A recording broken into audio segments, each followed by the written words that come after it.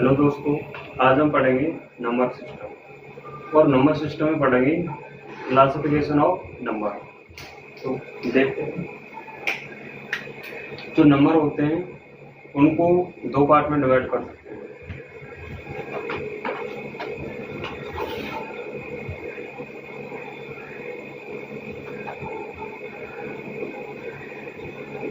Numbers are divided by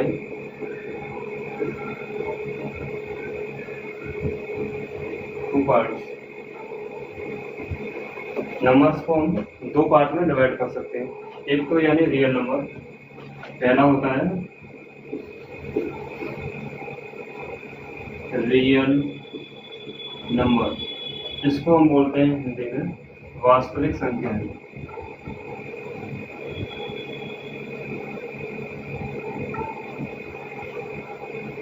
वास्तविक संख्याएं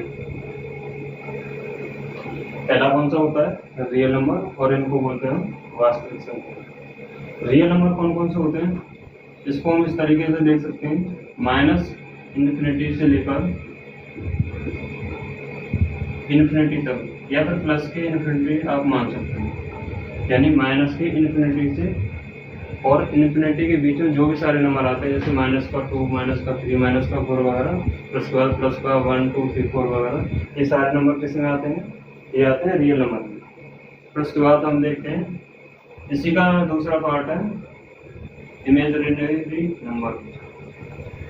imaginary number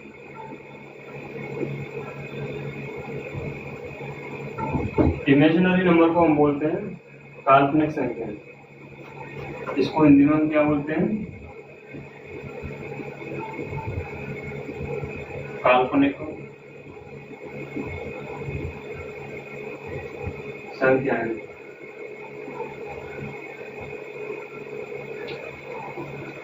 अगर बात की जाए इमेजिनरी नंबर की, तो इमेजिनरी नंबर का एग्जांपल आप ले सकते हो, यानी कि अंडर रूट का -5 और अंडर रूट का -3, अंडर रूट में -2 एंड एक्स्ट्रा। मतलब ये सारे नंबर आप इमेजिनरी नंबर में ले सकते हो, जैसे -5, -3 और -2। यहाँ तक कोई दिक्कत नहीं होगी। यानी रियल नंबर माइनस के इन्फिनिटी से लेकर और जो इन्फिनिटी तक के जो सारे नंबर होते हैं वो रियल नंबर कहलाते हैं। और उसके बाद जो इमेजिनरी नंबर होते हैं वो यानी माइनस का √5 और -√3 और √2 में -2, ये सारे नंबर क्या कहलाते हैं, इमेजिनरी नंबर, यानी कि काल्पनिक संख्या। इन्हीं दोनों से एक नंबर बना हुआ होता है, इन दोनों के कॉम्प्रोमाइज से नंबर एक बना हुआ होता है, उसको बोलते हैं हम complex number. Complex number real number से और जो इमेजिनरी नंबर से मिलकर बना हुआ होता है कॉम्प्लेक्स नंबर। इसको हम बोलते हैं सभिन्न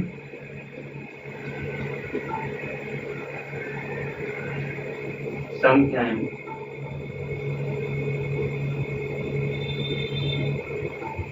ये सभिन्न संख्या क्या होती है, इसका एक फॉर्मूला होता है।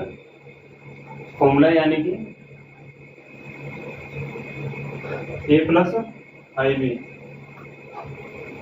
a प्लस और ib, यानी कि ए में जो रियल नंबर की वैल्यू जैसे 2, 3 वगैरह रख सकते हैं आप, जैसे 2, और आई को हम आयोटा से रिप्रेजेंट करते हैं। और जैसे ले लीजिएगा कुछ भी 2, 3, 4, 5, 2 तो नहीं रखेंगे क्योंकि वो ए और ए हो जाएगा, तो मैं जैसे रिया ही रख देता हूँ।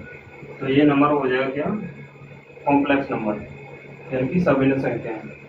और इसको आई को रिप्रेजेंट करते हैं किससे, आयोटा से। यहाँ तक कोई डाउट नहीं होगा। फिर उसके बाद हम चलते हैं, तो यहाँ तक कोई दिक्कत नहीं होगी। रियल नंबर और इमेजिनरी नंबर, इन दोनों की यानी कि इन दोनों की मिक्सड से बनता है यानी कॉम्प्लेक्स नंबर। उसके बाद चलते हैं हम जो रियल नंबर के और पार्ट है उनके पास।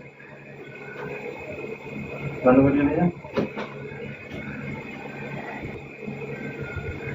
अब हम देखेंगे रियल नंबर। रियल नंबर को दो पार्ट में डिवाइड करते हैं।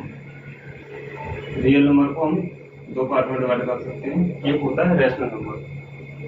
पहला कौन सा है?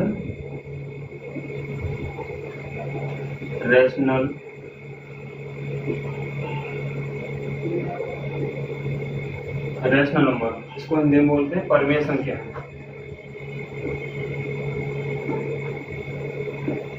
परिमेय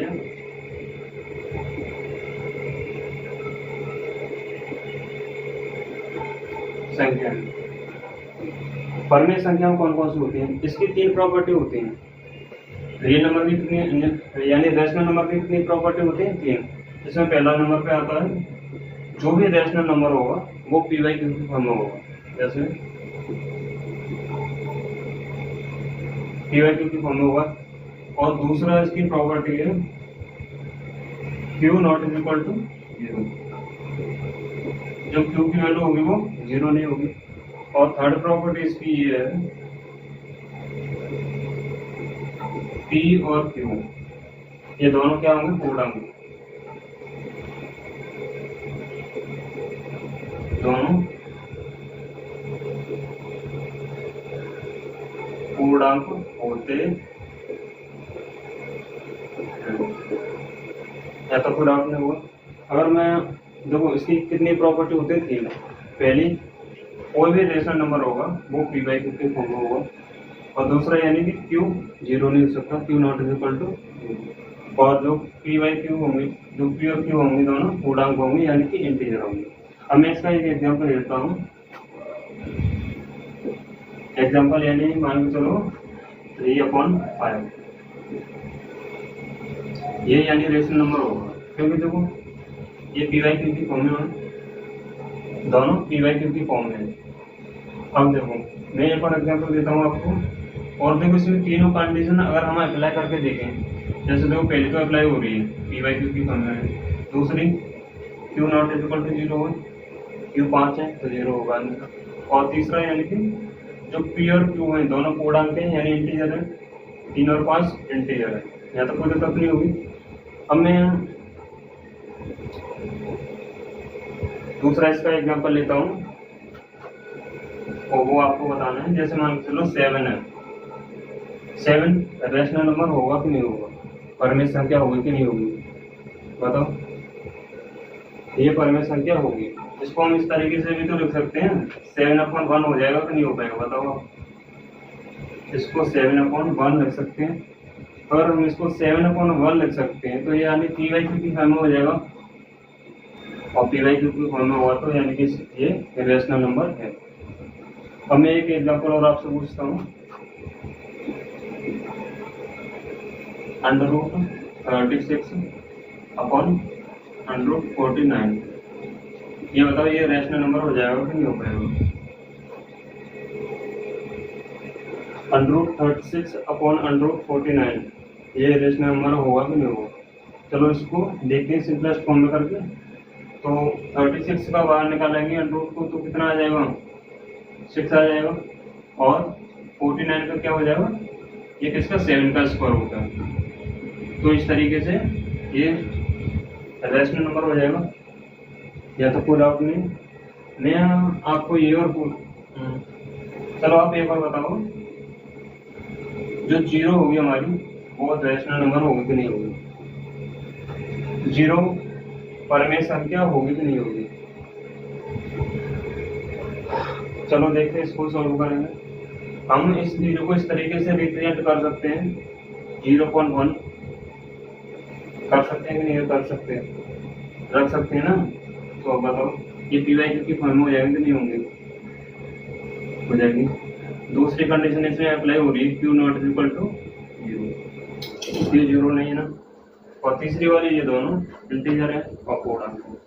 तो इस तरीके से हम इसको परिमेय संख्या बोल सकते हैं जीरो को।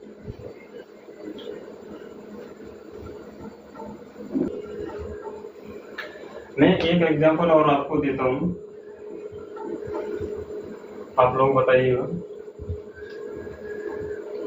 √36 और √49 ये परमेय संख्या होगी नहीं होगी। √23/√49 परमेय संख्या होगी कि नहीं होगी, तो इसको सॉल्व करके देखते हैं। देखो वही √23 को कोई परफेक्ट स्क्वायर नहीं होता है, तो ये तो 23 का 23 रहेगा, और ये 49 का क्या हो जाएगा, ये 7 का होता है। अब ये बताओ आप, ये रेशनल नंबर होगा कि नहीं होगा, परमेय संख्या होगी कि नहीं होगी? ये परमेय संख्या नहीं होगी, क्योंकि जब एक चीज बताऊँ, ना तो ये p/q के कम है, फिर उसको छोड़ो, तीनों कंडीशन अप्लाई नहीं हो रही है। देखो Q ≠ 0 है, चलो ये बात तो चलो सही है, Q 0 नहीं है। फिर उसके बाद आप तीसरी वाली अगर कंडीशन इस पे अप्लाई करोगे, P